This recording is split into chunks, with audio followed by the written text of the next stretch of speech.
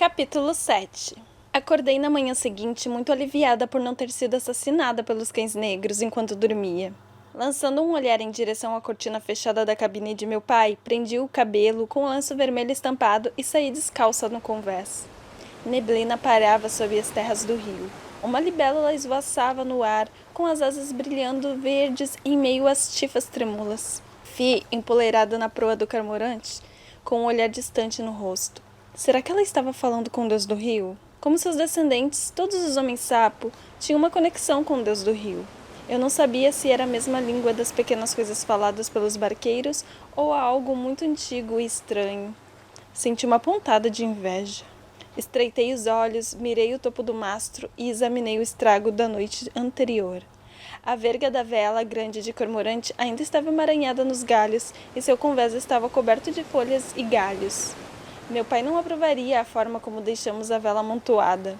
Juntas, Fi e eu limpamos o convés e conduzimos a barca para fora do canal e para o interior do Lago das Garças, onde ancoramos perto da margem. Fi subiu o compartimento de carga e colocou um balde no convés. Pinte. Ela pôs um pincel em minha mão. Com retulância, olhei para o nome Cormorante escrito em cima da porta da cabine em letras azul claro com floreios vermelhos. Odeio estragar isso. Ela deu de ombros. Ou morrer. Eu sei. Passei o pincel molhado sobre o C e apaguei. Quando eu dava os toques finais na pintura, Tarquin emergia piscando para o sol da manhã. Ele olhou para o lago com surpresa. Na noite anterior estava escuro demais para ver qualquer coisa. Eu não sabia que havia outros barcos aqui. Ele se envolveu com a túnica bordada. Uma embarcação estava ancorada na outra extremidade do Lago das Garças, e uma coluna de fumaça erguia-se de seu telhado. Eu não conseguia identificá-lo, uma casa flutuante, talvez. Havia também uma barca, a Bela Manhã. A mulher do barqueiro estava sentada no convés em uma cadeira de balanço, fumando um cachimbo comprido. Ela e a filha olharam fixamente para nós. Eu não as conhecia, mas sabia que elas estavam se perguntando por que ainda não havíamos cumprimentado. E que tipo de idiota nós éramos para prender nossa vela na árvore?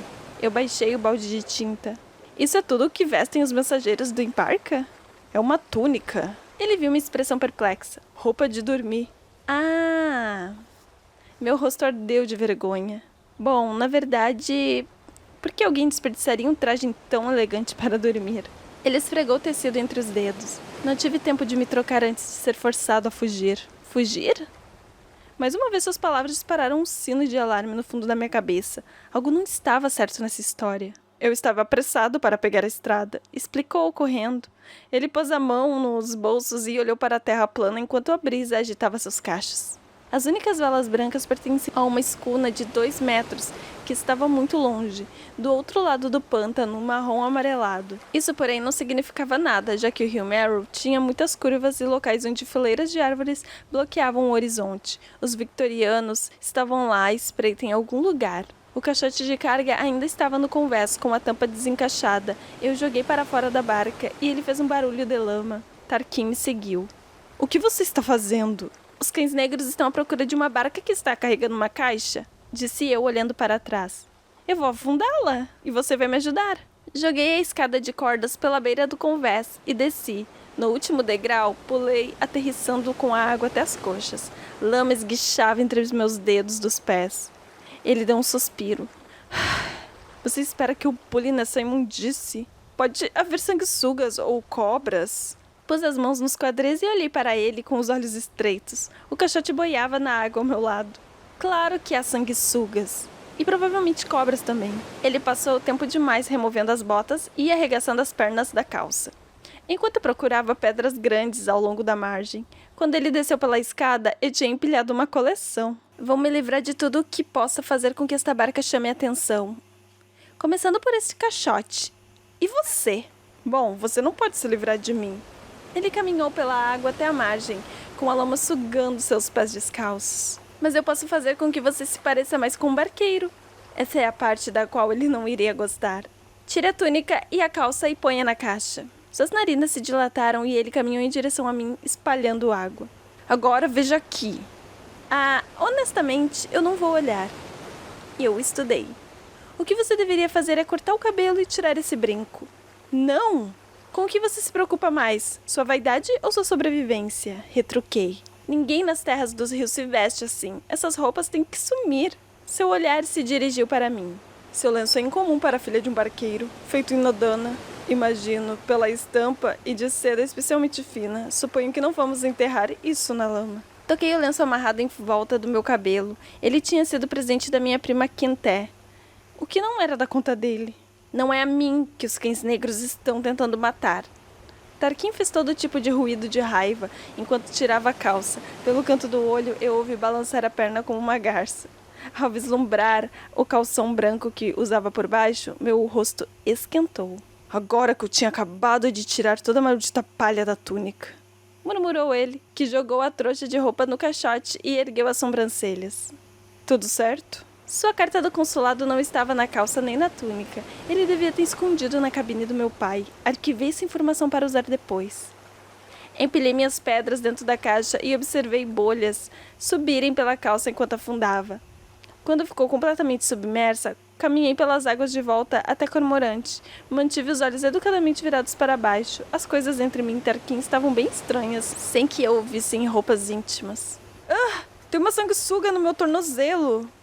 Ele pegou uma extremidade da ponta de 2 dedos e começou a puxar. Seu corpo negro escorregadio se esticou e ficou mais comprido, mas não soltou de onde estava grudado. Esfrague e puxe!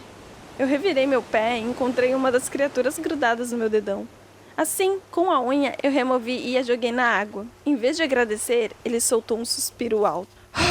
Não vou ter mais nenhuma conversa com você enquanto eu estiver sem calça. É ridículo. Fi e eu trocamos olhares enquanto ele subia no convés e deixava pegadas molhadas. Ele poderia ser bem mais suportável se não fosse tão obcecado com a própria dignidade. Procurei no compartimento de carga até encontrar uma placa pintada em cores com o nome Octávia. Letras menores, embaixo, davam a cidade de Doukas como nosso porto de origem. Eu a pendurei acima da porta da cabine, onde ela quase cobriu a tinta fresca. Alguém que nos examinasse de perto iria perceber, mas imaginei que, se alguns dos cães negros chegassem tão perto, estaríamos mortos. Tarquin subiu a escada da cabine. Pronto, eu pareço um barqueiro agora? Ele disse a palavra como se fosse um palavrão. A verdade era que não, especialmente com aquele olhar de escárnio no rosto.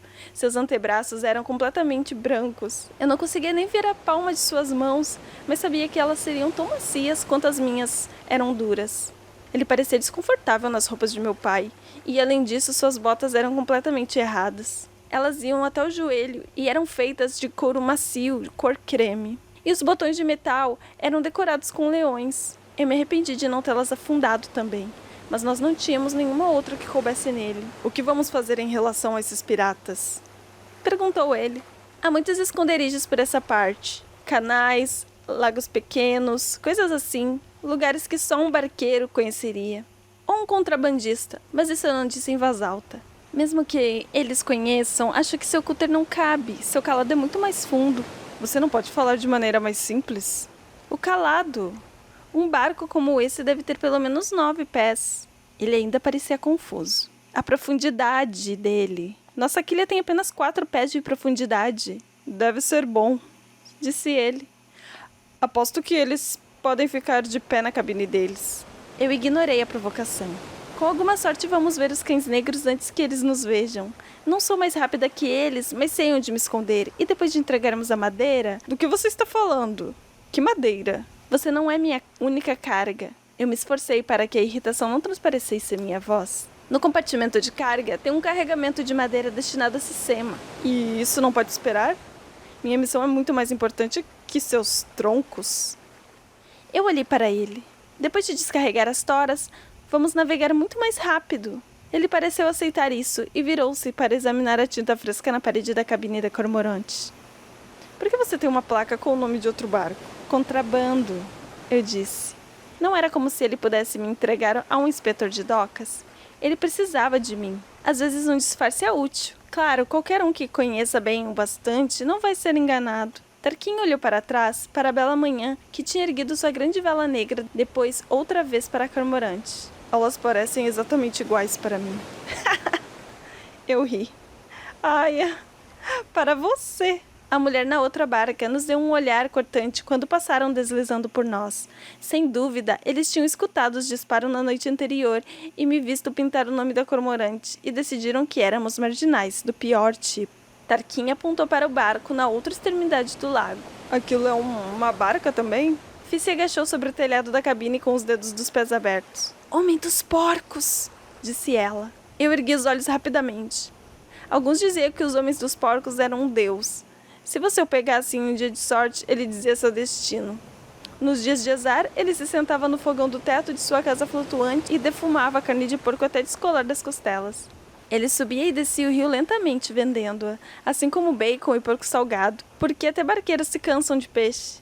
Meu pai tinha comprado provisões dele muitas vezes, aparentemente sempre em dias de azar, porque ele nunca dissera nem fizera nada remotamente semelhante a um deus. Ele era apenas velho e estranho. Provavelmente tudo aquilo era uma história mentirosa, mas se eu alguma vez precisei que alguém dissesse meu destino, esse era o dia. E mesmo que fosse meu dia de sorte, o porco era delicioso. Eu desci para o bote da cormorante e remei até lá. O homem dos porcos estava sentado ao lado de seu defumador com o rosto oculto por um chapéu de aba mole. Era impossível dizer se ele tinha a pele marrom como a família de minha mãe ou se era bronzeado daquela cor simplesmente de ficar sentado ao sol por toda a sua longa vida. Eu desconfiei do primeiro porque o seu cabelo cor de aço era tão encaracolado quanto o meu. Como você está esta manhã? Chamou o homem dos porcos enquanto eu amarrava o bote. Estou a caminho de Valanicos. Eu disse com o coração pulando nervosamente. Para levar uma carga. Garota tola, é seu destino que está puxando por esse rio. Ele olhou para mim. O seu destino. E o daquele rapaz? Eu levei a mão ao cabo da faca. O que o senhor sabe sobre... Eu me detive. Sem dúvida não era sábio dizer seu nome. Quero dizer, o que o senhor sabe sobre o meu destino? Porco salgado hoje? Tenho uma boa partida de porco salgado e defumado para vender. Ele piscou. Estou pensando que seu destino está muito longe daqui, Capitã Oresteia. Eu desejei que ele parasse de ser misterioso. Não sou uma capitã, eu disse, entregando a ele um punhado de moedas. A cormorante é o barco do meu pai. O senhor sabe disso tão bem quanto eu. Você não pode lutar contra isso. Ele sorriu, mostrando todos os dentes brancos. Por que toda alma acha que pode lutar contra o seu destino? Um peixe nada rio acima contra a maré? Eu não era homem nem peixe, e estava começando a me cansar do seu olhar astuto. Ele provavelmente tenta. Porco salgado, por favor. Hesitei. É verdade o que eles dizem? Que o senhor é um deus? O senhor pode falar com o deus do rio? Ele apenas sorriu e se abaixou para retirar a porção de carne de porco do seu barril. Eu contive um suspiro de irritação e olhei para trás para Cormorant, desconfortavelmente consciente de como ela parecia vulnerável e deteriorada. Ela não era páreo para os cães negros, mas não podíamos simplesmente ficar ali escondidos para sempre. De algum modo eu tinha que chegar a Valanicos, ou meu pai continuaria preso, e que os deuses não permitissem, ou eu seria presa com Tarquin. Olhei para os juncos turvos na beira d'água. Se houvesse mesmo um deus no fundo, eu poderia usar sua ajuda nesse momento. O homem dos porcos me observou com uns olhos negros e penetrantes. Tive a sensação estranha de que ele sabia exatamente o que eu estava pensando. Ela é uma deusa maior, mais profunda. A que conduz você? Ele cuspiu pela lateral do barco. Ele não vai lutar contra ela. Eu mesmo me conduzo. A ideia dos deuses me movendo de um lado para o outro, por aí, como uma peça de jogo de um tabuleiro, não caía muito bem. Ele virou o bacon na frigideira e riu. Todos dizem isso. Também. Tentei manter a dignidade enquanto embarcava no bote. Bom dia, senhor. Que a corrente vos leve, capitã. Gritou ele para mim, parecendo outra vez igual a qualquer velho do rio. Era como se nossa conversa misteriosa nunca tivesse acontecido. Enquanto eu remava de volta para Cormorante, tentei não pensar sobre as palavras perturbadoras do homem, dos porcos. Eu era uma Oresteia. Nós pertencíamos ao rio. A ideia de outra deusa se metendo em meus assuntos não me descia. Tarquin me deu a mão para me ajudar a sair do bote, enquanto eu subia pela popa. Percebi que estava errada sobre suas mãos. Elas eram brancas. Verdade. As mãos de um homem que nunca trabalharam por muitas horas no sol. Mas ele tinha calos grosseiros no alto das palmas. E era forte. Talvez ele não fosse completamente inútil, afinal de contas. Enquanto eu estava à vela, percebi que ele estava me observando. O que você está olhando? Perguntei, congelando com a adriça na mão. Ele se encolheu e tirou os olhos das minhas pernas. Em Acaia, as mulheres usam saias? Ora, bom para elas. Minha face e minhas orelhas ficaram quentes de repente. Eu não estava dizendo que era uma coisa ruim. Ele tamborilou sobre os próprios joelhos de um jeito que me fez pensar que estava embaraçado. Isso porque você está olhando para minhas pernas. Eu me abaixei para soltar o cabo. Resisti à vontade de puxar para baixo a barra da minha calça cortada que tinha subido. Ele agia como se nunca tivesse visto um joelho de uma garota na vida. Não era nada. Nada para ser observado. Nós partimos, com a água borbulhando sob a proa da Cormorante. Eu a conduzi pelo canal e para o rio, arrastando o bote para trás de nós como um patinho nadando atrás da mãe. Muito tempo depois da fumaça do barco do homem dos porcos ter desaparecido às nossas costas, eu me sentei e comecei a ruminar. Viajar de barco é muito lento, reclamou Tarquin do assento à minha frente. Ele esfregou o dedo na faixa do acabamento em madeira que bordejava o convés. Eu desejei que ele não fizesse isso, pois estava saindo lascas de tinta. Estou entediado. Deixe-me conduzir o barco, um pouco. Ele mal tinha viajado em uma barca por meia hora. Era uma pena que eu tivesse jogado a caixa na água, pois talvez eu o enfiasse lá dentro outra vez. De que direção está vindo o vento? Perguntei. De lá? Ele apontou a mão erroneamente para este bordo. Não, você não pode conduzir o barco. O que eu disse de errado?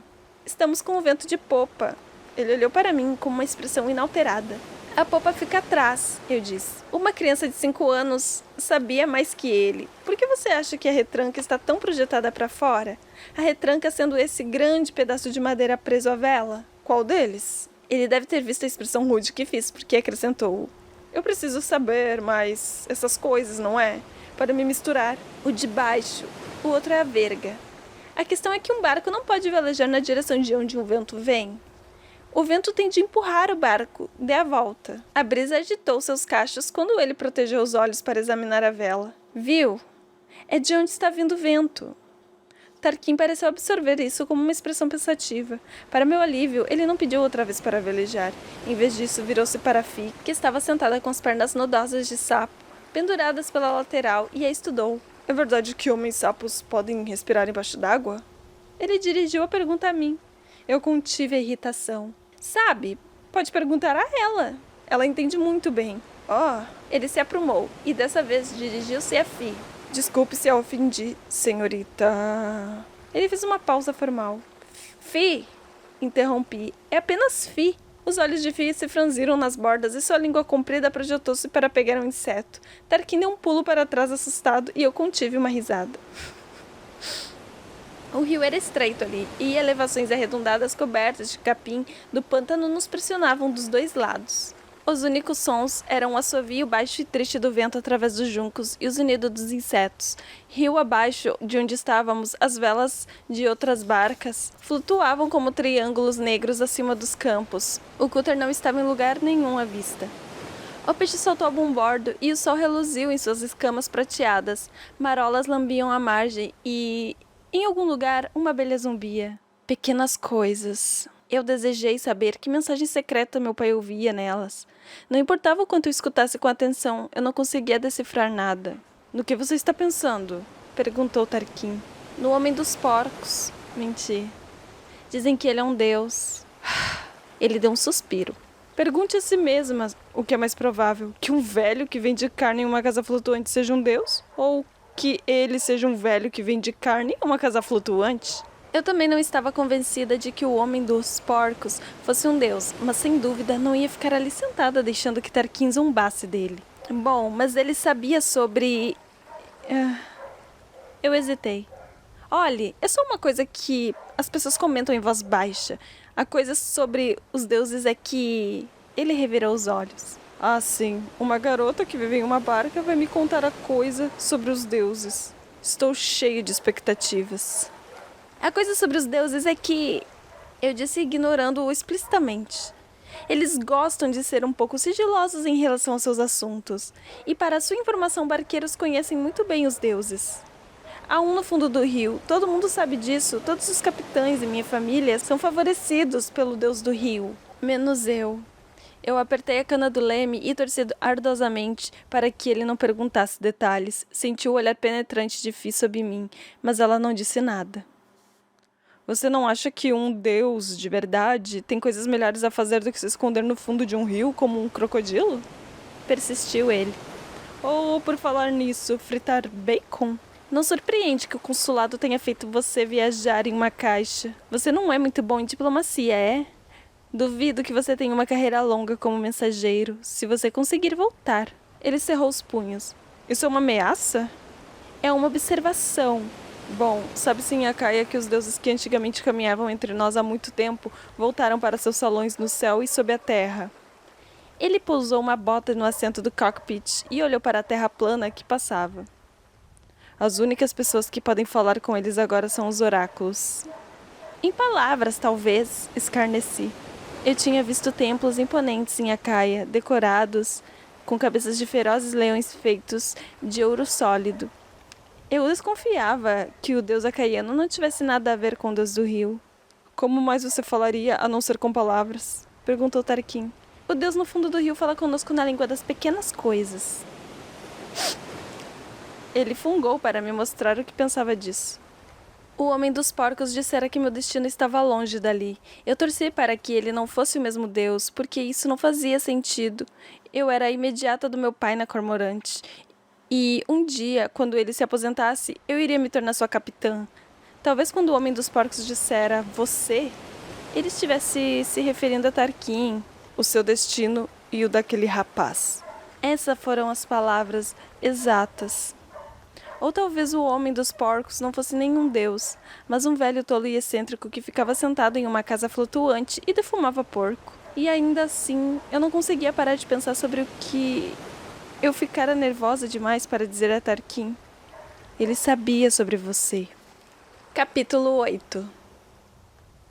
Como filha do barqueiro, eu não deveria admitir isso, mas acho pescar a coisa mais chata do mundo. Foi o que me vi fazendo na manhã seguinte. Eu não estava feliz com isso. Com outras coisas desagradáveis que recentemente haviam se abatido sobre mim. Era culpa de Tarquin. Quando ele saiu do beliche, Fia e eu estávamos velejando havia horas. Ele ficou nas almofadas do banco, com os restos de sua refeição matinal espalhados ao redor. Havia uma pilha irregular de pratos rasos e grudentos sobre a toalha da mesa. E uma trilha de gotas gordurosas pelo chão da cabine. Espero que você não ache que eu vou limpar sua sujeira. Eu não conhecia ninguém capaz de fazer tamanha sujeira. Eu olhei para a bancada lateral. Onde está o resto do porco? Eu o deixei bem aqui. Eu comi de café da manhã. Tudo? Olhei horrorizada para ele. Isso deveria durar dias. Besteira. Mal foi o suficiente para o café da manhã. Ele não deve ser a refeição inteira. É um petisco, um luxo. Ele escarneceu. Estava bom, mas não tão bom assim. Eu subi de volta para o convés com passos pesados. Graças a você, o almoço é peixe. O jantar também é peixe. Espero que você não seja burro o suficiente para perguntar o que tem para o café amanhã. Abri a cesta de material de pesca e prendi um anzol numa linha. Mas como eu desconfio que você seja, é peixe. Ele me seguiu. Olhe, eu não sabia. Não podemos parar e comprar mais provisões? Olha ao seu redor. Não há nada pelas próximas 20 milhas. Capim alto se estendia por todos os lados. Pouco menos de 1 quilômetro à frente, havia uma ruína corcunda, coberta de musgos verdes. Uma velha mansão rural, talvez os restos de uma ponte. Nós tínhamos passado a última noite escondidos atrás de outra ruína, parecida com um mastro de cormorante, abaixo, e as cortinas fechadas para esconder nossa lanterna. Não há outro barco de porco ou algo parecido? Perguntou ele. Eu joguei a linha pela popa. E você ainda zombou do homem dos porcos. Esse é o seu destino, alcançando você. É isso. Tarquin debruçou para fora para ver a pilha de pedra arredondada. Eu me pergunto se essa ruína é dos tempos em que Quintessa ainda era parte da Emparquia. Acho que sim. Eu agitei a vara de pesca. Foi aqui que os patriotas mantiveram sua linha de resistência, para impedir que o exército do Emparca saqueasse Sena durante a Guerra dos 30 Anos. Naqueles tempos, os oresteias desafiavam um bloqueio para os patriotas. Tentei imaginar esses pântanos vazios, cheios de galeras acaianas. E fumaça de acampamentos. As terras dos rios mergulhadas em guerra. Patriotas, escarneceu Tarquin. Traidores de um grande império, você quer dizer? Raia. Acaia deve ser um império maravilhoso. Acho que é por isso que sempre há partes dele se separando para se tornarem independentes. Ele apertou os lábios com uma linha fina. O Margrave teve tanta culpa pela guerra quanto a Kaia. Eu soube que o atual Emparca exilou 50 homens e mulheres só para participar de encontros políticos. Devolvi. Isso só no ano passado, por isso você não pode pôr a culpa em pessoas que morreram há muito tempo. Antidorus Peregrino e seus revolucionários foram um incômodo para o Emparca por anos. Depois de uma pausa, ele explicou. Mas não foram as reuniões que fizeram com que o Emparca finalmente perdesse a paciência. Foi o panfleto que ele publicou cheio de ideias radicais sobre os direitos das pessoas comuns. Você o leu? Perguntei irritada com desdém. Eu era uma das pessoas comuns. Claro que não. Ele acenou com a mão. O Emparca não queria que ele provocasse uma insurreição, por isso ordenou que fosse queimado.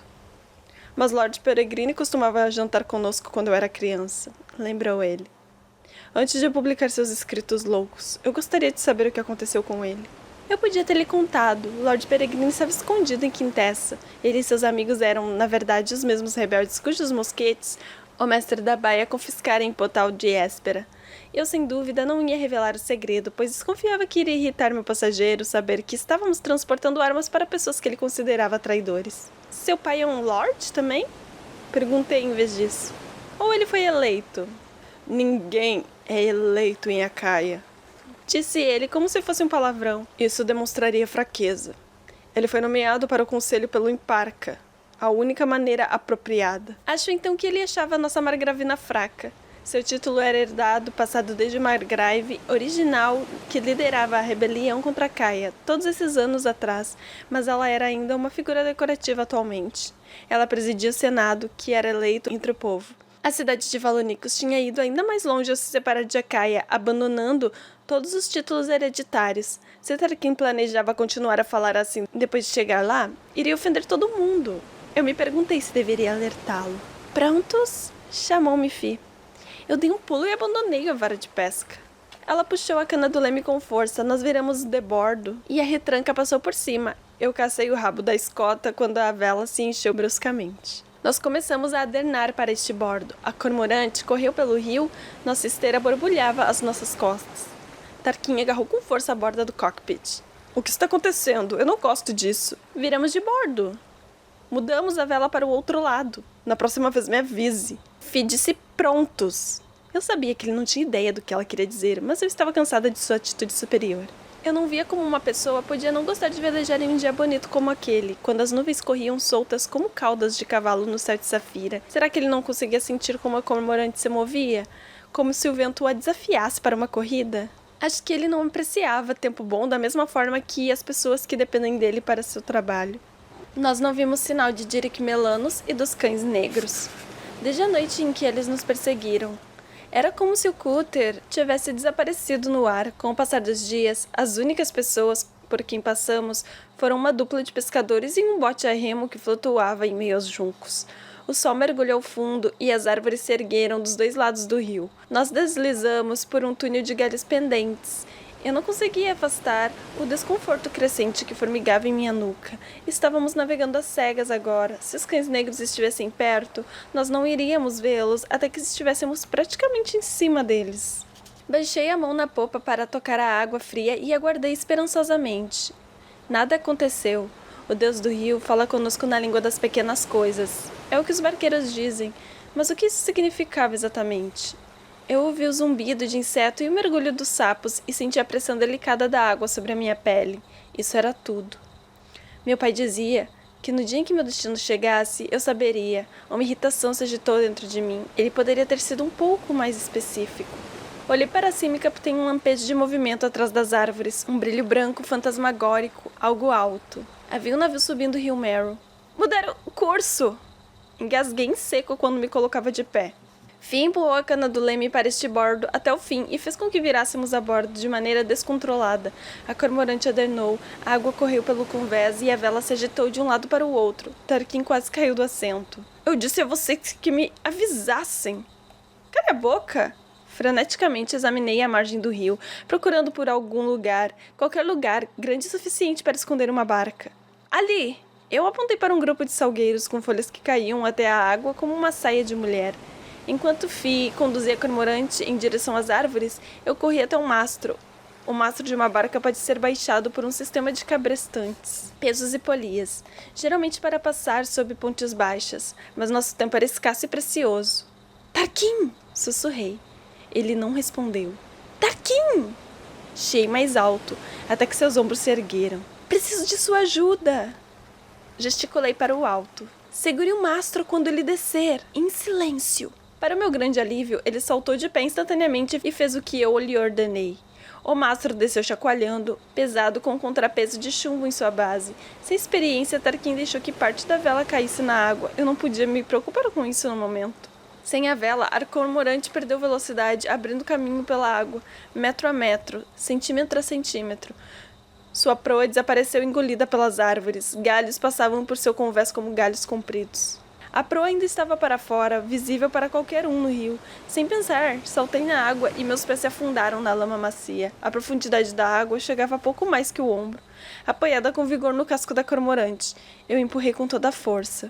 Devagar, ela se moveu para o véu de árvores. Ajudada pelo fim de sua inércia, eu olhei loucamente para o rio. A cormorante tinha um perfil baixo e pintura escura, mas seriam as sombras suficientes para nos esconder? O navio que se aproximava ainda estava em sua maior parte escondido pelas árvores, mas eu podia ouvir os rangidos e as batidas de seu cordame e o ruído da água passando por seu casco. A qualquer momento, ele iria fazer a curva. Senti um aperto no peito, eu me abaixei na água como um sapo, só com a parte superior da cabeça acima da superfície.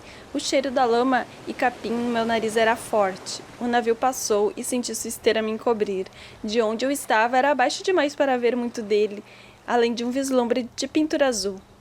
10 minutos se passaram de forma agonizante, antes que o rosto de Fi surgisse por cima da borda do convés. Sem dizer uma palavra, ela jogou uma escada de cordas. Eram? Eu procurei o degrau debaixo. Eles. Eu me ergui. A água escorria de minha roupa e se empoçava nos meus pés. Isso é intolerável. Tarquin estava sentado no cockpit com os punhos cerrados. Eles quase nos pegaram. Eu percebi que ele estava tremendo. Eu preciso haver outro meio. Eu, de repente, me senti aborrecida. Esse é o único caminho para Valonicos. Você não entende? Não é você que está em perigo. Não sou? Eu levei a mão sobre o ferimento provocado pelo tiro. Eu fui baleada por sua causa, mas acho que você não se lembra disso. Percebi que seus olhos estavam baixos no chão do cockpit e perguntei: por que você não olha para mim quando eu estou falando? Porque, disse ele com rigidez, sua camisa está molhada e eu posso ver através dela. Embora eu ache que boas maneiras não sejam apropriadas nesta banheira de madeira. Levei rapidamente os braços ao peito e senti a escada para a cabine. Banheira de madeira? Como ele me acusava de não ter maneiras, quando tudo o que ele tinha feito o dia inteiro fora me insultar. Puxei e abri bruscamente a porta do meu armário e peguei uma toalha. E congelei com o olhar atraído pela cortina que separava a cabine de meu pai da minha. Olhei para trás, para os degraus do cockpit. Tarquin achava que eu estava me trocando. Essa podia ser a minha única chance. Abri as gavetas da escrivaninha de meu pai e revirei os papéis. Nada, apenas contratos velhos e mapas enrolados. Ergui o tapete de palha e tateei as ripas do piso por baixo. Ele não havia escondido a carta ali. Eu esperava ser capaz de ouvir a chegada de Tarquin acima da pulsação em meus ouvidos. Então, girei em um círculo e examinei o resto da pequena cabine à procura de algum lugar onde ele pudesse ter escondido a mensagem. Mas a carta não estava escondida no bilhete de meu pai. Onde ela poderia estar? As roupas não tinham bolsos internos para esconder algo assim. E eu conhecia cada centímetro da cabine principal da Cormorant. Ela não estava ali. A menos que não houvesse carta nenhuma. Mais cedo, quando eu disse seu nome, Tarquin não respondeu, quase como se... Fui tomada por um calafrio gélido. Quase como se seu nome não fosse Tarquin. Um mensageiro real em uma caixa encantada? Isso parecia um conto de fada, porque era. Uma centelha de raiva ganhou vida. Em meu interior, eu odiava ser enganada. Quem quer que Tarquin Merides fosse, ele tinha feito com que eu parecesse uma idiota. Um rangido nos degraus me alertou. Puxei os lençóis de volta sobre a cama e fechei delicadamente as gavetas da escrivaninha, com o coração batendo forte. Tirei a camisa molhada e me enrolei na toalha. Eu me virei e vi Tarquin abaixar a cabeça para entrar na cabine. Ele esbarrou em mim e quase deixei a toalha cair. Por que você está espionando meu quarto? Ele se erguia acima de mim. Não é seu quarto. Eu apertei a toalha, extremamente consciente dos ombros nus. A água gotejava da minha calça, encharcada no chão. Eu só estava procurando uma toalha. Tarquin passou os dedos pela atadura de meu braço. Ele limpou a garganta. Eu vi nisso hesitação. Não quis minimizar seu ferimento. Algo me atravessou como um raio, meu rosto queimou. Ele desceu a mão pela toalha. Eu inspirei, imobilizada pelo choque de seu toque. E então ele se aproximou. E eu percebi que ele ia me beijar. Eu lhe dei um tapa na cara. A mão dele voou para o rosto avermelhado, como se não pudesse acreditar no que eu tinha feito. Esse segundo de hesitação e dúvida foi tudo o que eu precisei. Eu girei, saquei a faca da bainha e saí de seu alcance. Quando ele se recuperou o suficiente para reagir, eu estava atrás dele. Segurei sua camisa com uma das mãos e torci para mantê-lo no lugar. Eu apertei a ponta de minha faca contra suas costas. Ficamos congelados em um impasse silencioso e tenso. Senti o movimento errático de sobe e desce, enquanto ele tentava controlar a respiração. Torci para que minha faca não estivesse tremendo. Rapidamente, compreendi o risco da minha situação. Ele parecia protegido e mimado, mas até onde eu sabia, isso era um personagem. Se estava mentindo sobre ser um mensageiro, ele podia ser qualquer um. Você percebe que eu sou muito mais forte que você? Sua voz estava firme. E treinado em combate pessoal. Posso quebrar seu braço antes que você entenda o que está acontecendo, se eu resolver fazer isso. Você percebe que isso é uma faca? Retruquei com o coração acelerado diante de sua ameaça. Posso estripá-lo antes que você quebre meu braço, se eu resolver fazer isso. Você não faria. Já arranquei a pele de quase 1000 peixes. Vou arrancar a sua. Eu não conseguia me imaginar fazendo nada do gênero, mas nunca antes um rapaz tinha tentado me beijar desse jeito, como se fosse seu direito. Você está blefando, disse ele. Claro que eu estava, mas e ele? Eu o estudei e meu olhar permaneceu em seus braços. No dia anterior, quando ele me erguera do bote, eu percebi sua força surpreendente. Ele podia estar dizendo a verdade sobre seu treinamento em combate. Já se ele tinha participado de alguma luta de verdade, eu era mais cética em relação a isso. Será que eu deveria confrontá-lo? Acusá-lo de mentir? Sozinha ali com ele na cabine, eu de repente não me senti segura. Quase me ressenti mais com ele por isso que por mentir para mim. A Cormorante era minha casa. Por que você fez isso? Eu empurrei a ponta da faca. Ai, eu achei que você quisesse. Foi você que entrou no meu quarto, sem camisa. E aí olhou para mim como... Eu tive a impressão que... Bom, todo mundo sabe que as garotas das terras dos rios... Ele parou. Todo mundo sabe que as garotas das terras dos rios o quê? Eu apertei a lâmina com mais força na esperança de que minha voz parecesse perigosa. Não importa. Isso não foi educado. Murmurou ele. Ele estava certo. Isso não foi nada educado. Eu estava começando a repensar minha posição. Enquanto era verdade que eu o tinha em desvantagem, eu estava apertada contra suas costas. Podia sentir seu cheiro e o calor úmido emanando da pele de seu pescoço. Não acredito que você achou que eu iria... Eu soltei e recuei pela cabine. Ouvi dizer que as garotas das terras dos rios são mais... experientes que em Acaia. Ele enfiou os dedos por baixo da camisa e os esfregou juntos, para confirmar que eu não o havia cortado. Eu acho que não. Eu já beijei um garoto antes, se é isso que você quer dizer. Assim que as palavras saíram da minha boca, eu me arrependi delas. Eu não tinha que dar explicações para ele. Então por que você ficou toda ofendida? Eu segurei a toalha junto ao peito. Só porque eu beijei outra pessoa não significa que eu estou interessada em você. Pelo modo como ele me olhava fixamente, eu podia dizer que essa ideia não tinha passado pela cabeça dele. Dizer não é uma opção perfeitamente aceitável, disse ele com desprezo. Uma bem diferente de enfiar uma faca em alguém. Eu estou levando a Valonicos porque eu não tenho escolha. Não é porque eu gosto de você. Ele tinha me chamado de comum, insultado a Cormorante e, além de tudo, agora eu estava certa de que essa história era uma mentira. Eu não quero que você me leve a Valonicos. O lábio dele se retorcia furiosamente. Eu não tenho falado isso pra você? Eu vi um brilho de culpa em seu olho. Por que você realmente tentou me beijar? Perguntei. O quê? Ele rompeu o contato visual. Você achou que se você me seduzisse, eu o levaria para a Castéria, não é? Ele não disse nada. Não é? Está bem, quero dizer... Isso não... Ele deu um suspiro. A ideia passou pela minha cabeça sim. Quando garotas acham estar apaixonadas, elas... Elas o quê?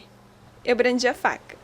Elas ficam dispostas a fazer coisas que normalmente não fariam. Sacudi a cabeça sem acreditar. Ele era nojento. Isso... As garotas que você conhece são mesmo tão ingênuas assim? Esbravejei. Ele olhou para minha calça úmida. As garotas que eu conheço são garotas. As palavras caíram entre nós, e até ele pareceu perceber ter exagerado. Ele enfiou a mão no cabelo despenteado. Eu dei a volta e saí da cabine. Ao ver a expressão assassina em meu rosto, saiu do meu caminho, atordoada e furiosa. Eu andava de um lado para o outro, em meio às folhas caídas de salgueiros, espalhadas pela conversa. Eu não conseguia imaginar como Tarquin pôde entender tudo tão errado, como se eu estivesse pensando naquilo. As garotas são garotas. Isso incomodava, porque ele não sabia nada sobre mim. Quando visitei a família de minha mãe, em Cecema, eu penteei o cabelo para cima e usei vestidos. Fui a festas e fogueiras, fofoquei com minhas primas. E no último verão eu flertei com um garoto marinheiro. Akemé. Eu não era tão ingênua o suficiente para achar que tinha sido um grande caso de amor nem nada, mas tinha sido divertido. Pelo menos, ele se assegurou bem de que eu iria beijá-lo. Isso não poderia ser mais diferente. Eu não confiava em Tarquin, e mesmo que confiasse, ele não era nada o meu tipo. Ele era um snob, preocupado demais com a própria honra, e ele não sabia como fazer nada, não havia nada atraente. Um homem que era praticamente indefeso. Eu estava mergulhada tão fundo em meus pensamentos que primeiro ouvi o Victorianos antes de vê-lo. Sua retranca chacoalhou quando ele fez a curva, e seus cabos gemeram e rangeram. Vozes masculinas ecoavam acima da água imóvel. Sem ousar me mexer, observei o silêncio através da cortina de folhas de salgueiro. Então eles estavam andando pelo rio, de cima a baixo, à nossa procura.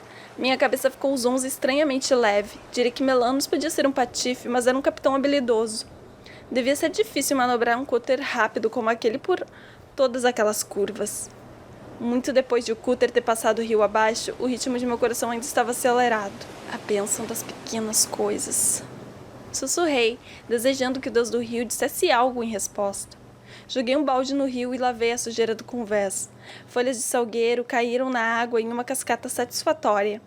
Eu parei e me concentrei no balde em minhas mãos. Eu tive uma ideia. Depois de tornar a enchê-lo, caminhei de volta até o cockpit. Tarquin! Chamei, debruçando-me pela escotilha. Venha cá! Tenho uma coisa para você. Ele se aproximou com cautela.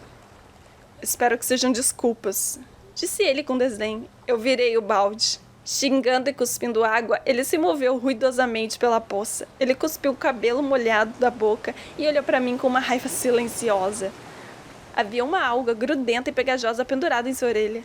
Suas belas botas de couro estavam encharcadas e a camisa de meu pai estava grudada em seus ombros. Bom, isso devia esfriá-lo. Olá, galerinha da leitura! Eu sou a Mai. Se você está gostando desse audiobook, não deixe de curtir o vídeo, de comentar aqui embaixo o que está achando, de compartilhar e principalmente se inscrever no canal, para que consigamos atingir um maior público. Nos vemos nos próximos vídeos.